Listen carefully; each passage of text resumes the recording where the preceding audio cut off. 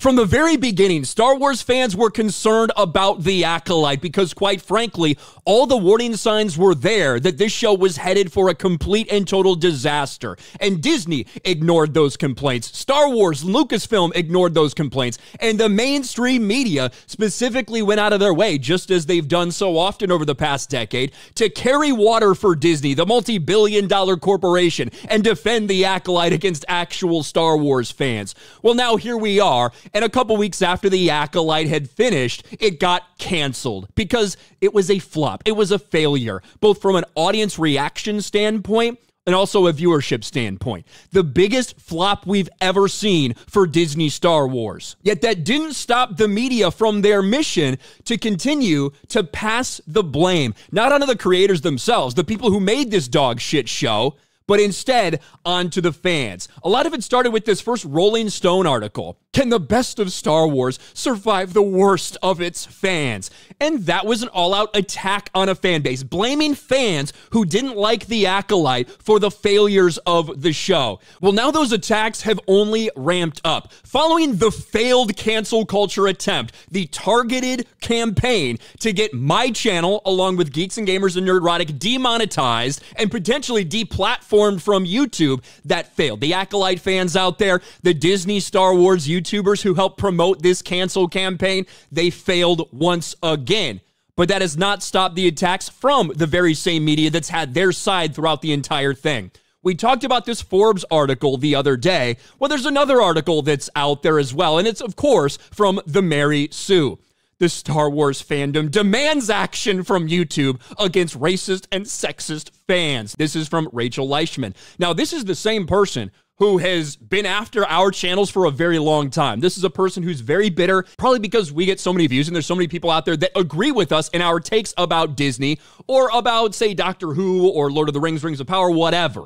Rachel Leishman constantly gets triggered by our videos and is constantly writing articles to try to take shots at us. Well, this one goes a step further and is promoting this cancel culture campaign that failed from these freaks. A major issue in the Star Wars fandom is the platforming of sexist, racist trolls parading themselves as fans of the franchise. I hate to break this to you, but Star Wars has been around for a lot longer than just since Disney's owned it, since 2012. I was not just a Star Wars fan when the movies came out, when the prequels came out. No, I was a Star Wars fan that entire time. I guarantee you that I have consumed far more Star Wars content than you have. Now, it might be because maybe you weren't into reading the expanded universe as much as someone like me was. Do you own 130, 140 Star Wars novels? Do you own hundreds of comic books from that time period where, yeah, people weren't going to the movies, but we were still enjoying Star Wars? I can guarantee you, Rachel Leishman, that I know more about Star Wars than you ever will in your entire fucking life. I am a massive Star Wars fan. And when Disney bought Star Wars in 2012, I was stoked. I was so excited because I thought to myself, finally, so many of these characters and stories that I've been following and reading about and loving for so long that not as many people know about, we're going to finally get to see those on the big screen. Well, that all came crashing down in 2014 when Lucasfilm came out and said, hey, the EU, the expanded universe, you know that thing that you guys have been following for like 40 fucking years? Yeah, screw that. It's over. We want a blank slate for our own stories. So that certainly was off-putting to me, but I was willing to see what they had in store. I was willing to give Force Awakens a chance, and I went into Force Awakens in 2015, and I sat down in the theater, and I hated what I saw. I thought it was disrespectful as hell to Han Solo's character. I thought that this galaxy was a shell, a hollow, bastardized shell. I thought to myself, this is what you destroyed decades worth of stories for, this piece of shit? But you know what? It seemed like a lot of other people, a lot of normie Star Wars fans, a lot of them loved it. Said, well, that's just that. I hate this, but looks like a lot of other people like it. Well, I guess that's that. I didn't freak out about it. I didn't start cancel culture campaigns because people liked Disney Star Wars and I didn't. That just simply was the case. And certainly, throughout the now decade plus of Disney running Lucasfilm, I have not liked very many things they've come out with. I've hated almost everything. But the idea that somehow I'm parading myself as a Star Wars fan when I know so much more about Star Wars than you ever fucking will, and I've probably enjoyed more Star Wars than you ever have in your entire fucking life, is just pathetic. These men pretend their horrific and disgusting takes are just concern over the stories. Now fans of Star Wars are calling out YouTube for not demonetizing them. Existing online as a Star Wars fan can be tough. If you enjoy a Star Wars story that was made by Disney, you face hatred online because you're not a good enough fan if you enjoy the franchise, I guess. Spoiler alert, when I put out my takes about not liking something Star Wars related, there's people that don't agree with me. There's people that criticize me over that. That's part of having an opinion and being in a public space. Having an opinion on the internet, not everyone's always going to agree with it. So unless you want to go protected, unless you want to just talk to the air and have no one actually hear your opinion, that is a reality of life. If you go into your office and start speaking about a show, guess what? There might be some people in there that disagree with you. You have a little discussion, a little debate, whatever.